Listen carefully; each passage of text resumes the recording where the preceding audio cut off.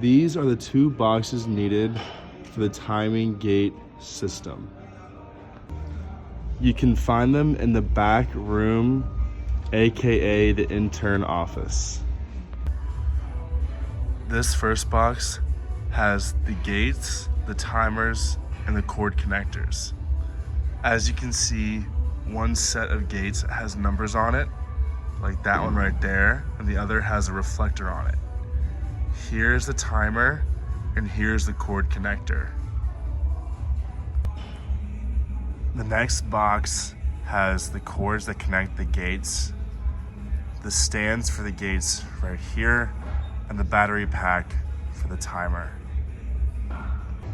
The next step is getting out as many gates as you need for the test you are about to perform. If you are performing a 10-yard test, you may only need the first 2 gates. If you're performing a 30-yard test, you may need all 3 gates. The first 2 may be used for a 10-yard acceleration, and the third gate will be used for the full 30 yards. It is important that the gates are in numerical order. The gate near the boxes is gate number 1. The gate in the middle is gate number 2. The gate at the end is gate number 3. The gates with the lights on them are the only ones with numbers on them. They're the only ones that have to be in numerical order.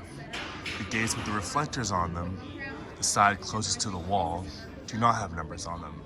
Therefore, they do not have to be in numerical order. They only have to be on the opposite side of the gates with the numbers on them. You can see that the gates are on top of the stands. It is important to do that so they are balanced and can stay up the entire time.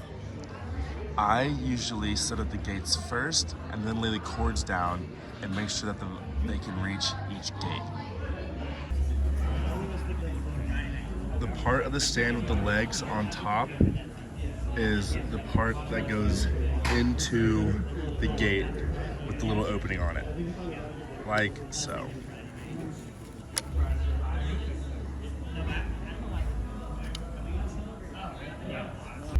It is also important to notice that the lights are facing the reflectors.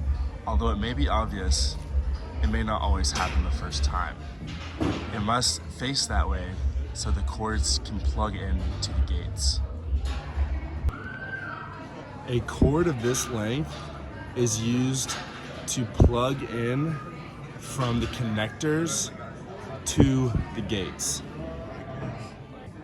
A cord of this length is used to connect one gate to the other.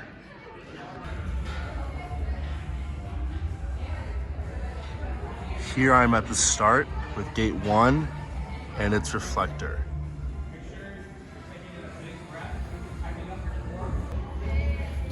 Like the mitochondria of the cell, this is the powerhouse of the speed gate timing system.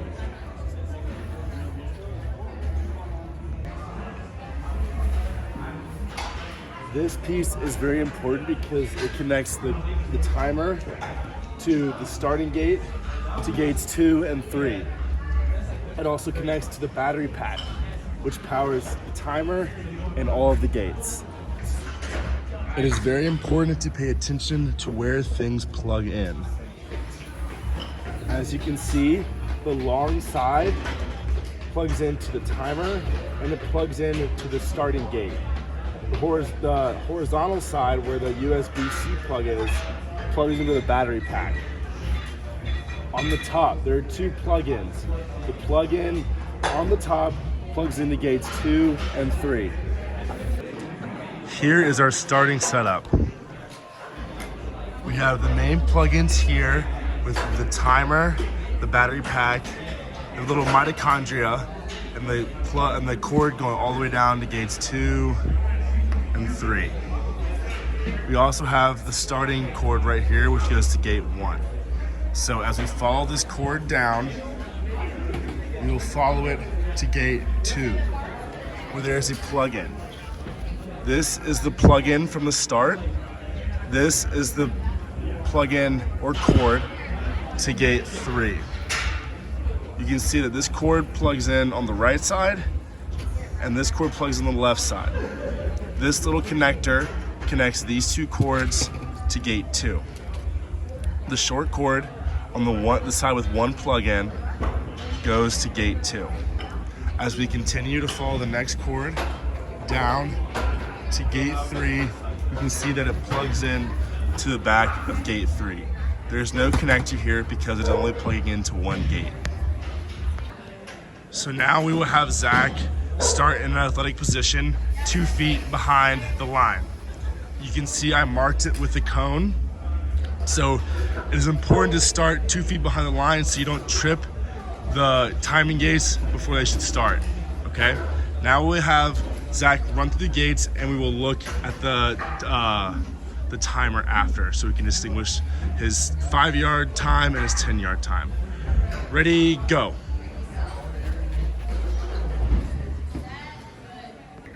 Here we can see his times. The time at the bottom of the left side here is his time from gate 1 to gate 2. The time right here, 1.989, is his total time to complete 10 yards from gate 1 to gate 3. Here we can see the difference between gate 2 and gate 3. The time at the top does not stop. That is not as important. If you would like to reset the timer, all you have to do is click the middle button here, and it will restart. These shorter cords go in this small black bag. If you don't want Andrew to be mad at you, then coil up the cord in the natural way that it has already been coiled. So you see how I'm just rolling it up, letting it bend on its own, and not going like this, over my arm like that. Follow the natural coil of the cord, and you'll keep Andrew happy, and you'll stay out of trouble.